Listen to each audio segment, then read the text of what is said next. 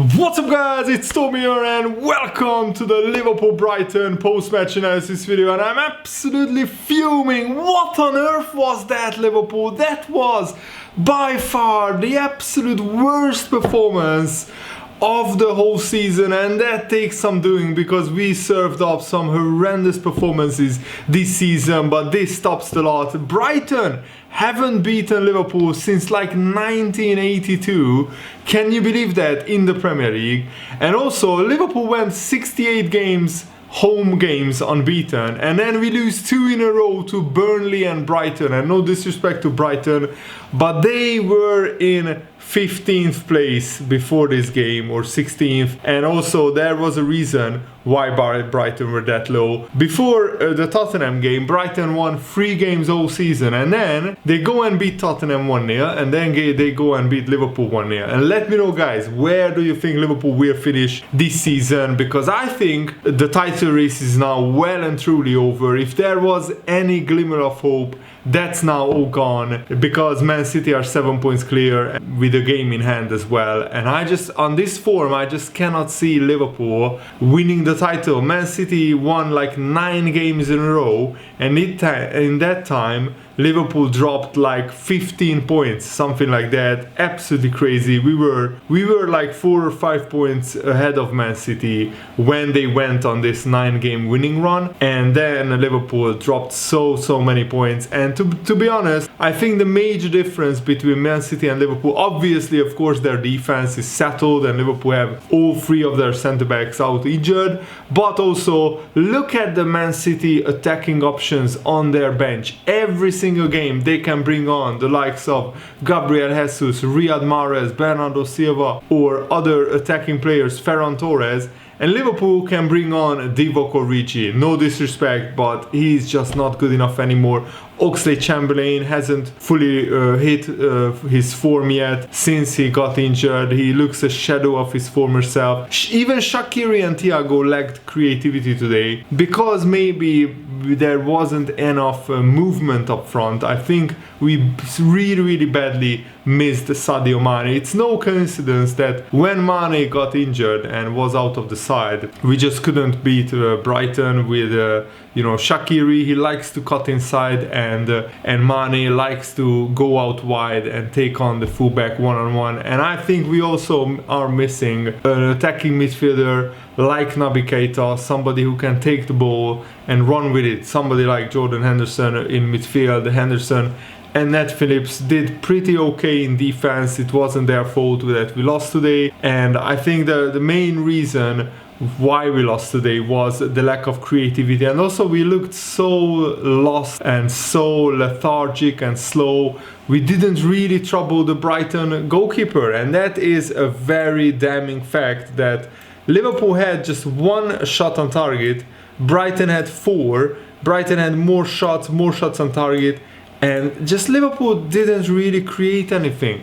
It was so painful to watch, honestly. As I said, this was probably the worst game of the whole season. And yes, the injuries and the constant rotating of the team takes its toll. There is no settled side at Liverpool. There is no patterns of play that the players know. Like last season, we had a settled side. Every player knew where their teammates were going to be at each moment of the match. And this season, it's all very hectic, constantly changing because of injuries, because of loss of form, because of COVID and all the kinds of factors. Everything is going wrong at Liverpool. I think we can still finish in top 4. We are just 2 points ahead of West Ham, who beat Aston Villa today. And also, what is really worrying now is that Everton, who won against Leeds, they can overtake Liverpool if they win their 2 games in hand. But this season is going to be so topsy-turvy. I think Man City will run away with the league. I just cannot see anybody stopping them. If they win their game in hand, they will be 6 points ahead of Man United. Leicester City are now ahead of us because they beat Fulham comfortably. And I mean, Liverpool's next run of fixtures is absolutely massive. And I said that we had to beat Burnley and Brighton, and also Man City to be in the title race. Now that's gone. So what I'm hoping for is just that Liverpool, for somehow we get a result against Manchester City, and then we have Leicester, Leipzig and Everton. 3 games that are absolutely pivotal in our season. If we lose to Leicester and Everton, we could find ourselves in like 7th or 8th place, because like even Aston Villa could catch up on Liverpool. I mean, even though Aston Villa lost 3 of their last 5 games, if they win their 2 games in hand, then they will be just 2 points behind, 3 points behind Liverpool.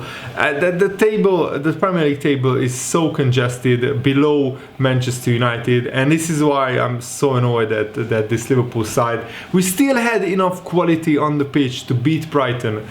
The injuries alone are not enough excuses, because Brighton also had quite a few players out injured, but they looked very organized, very settled. I have to give huge credit to Graham Potter and to Brighton, but that's what teams have figured out. If you sit in a low block and just soak up the pressure and hit Liverpool on the counter-attack, you can get a result. Because if Liverpool have an off day going forward, then it's too easy, it's too comfortable to defend against us. We didn't stretch Brighton enough. We just didn't have any threat out wide, and I think that's the main problem. With Jota out injured, we just have Mo Salah and that's it. And they double and triple up on Mo Salah, and we have no other wide player who can penetrate the fullback, and in the middle, Brighton had so many defenders, so many midfielders. It was just all too easy, all too comfortable to keep out this Liverpool side, and I'm absolutely fuming. And I think Liverpool are the team who are missing the fans the most, because it's a cliche that the Anfield crowd is like the 12th man, but it's true. And Liverpool with no fans in the stadium just don't look the same side. And also what is pretty staggering is that since we had a 2-2 draw against Everton, we haven't conceded twice in the Premier League. But what is absolutely staggering is that in those 17 games, even though we haven't conceded twice since that 2-2 draw against Everton, we have just 8 wins, 6 draws and 3 losses. That's mid-table form. That's not even top 4 form. So it's really all too worrying for Liverpool, and I just want to pick out the form table for you guys before we finish up this video. So in the form table, in the last 10 games, Man City have 9 wins and 1 draw, so Man City collected 28 points, and in those same 10 games, Liverpool collected just 15 points, which is really staggering if you think about it. Man City got 13 points more in those 10 games, and on this form, Man City is unstoppable. I mean, Man City conceded just 2 goals and scored 22 in that period. And yeah, Liverpool's defense are not shocking, but at home, I don't know what happened to Liverpool. We have no wins from 4 home games. We haven't scored in 3 home games in a row. We lost to Brighton and Burnley back to back, and we also drew against West Brom. Those are 3 of the 4 results. And yes, the draw against Man United, that's acceptable, but not beating Burnley, Brighton and West Brom and losing 2 of those 3 games, that's absolutely criminal. Teams like Man City will beat these guys with ease. So that's why I'm saying Liverpool are not in the title race. Let's hope that we can still finish in the top 4, but I have my doubts. Liverpool really need to get Jota back and Mane back from their injuries and really attack this the rest of the season. Andy Robertson in his post-match interview just said that we are not in the title race at the moment, and the Man City game is absolutely huge. What do you make of that? Let me know in the comments below, and thanks for watching, guys. Leave a like just to make me feel a little bit better. Thanks for watching. See you later, guys. Goodbye.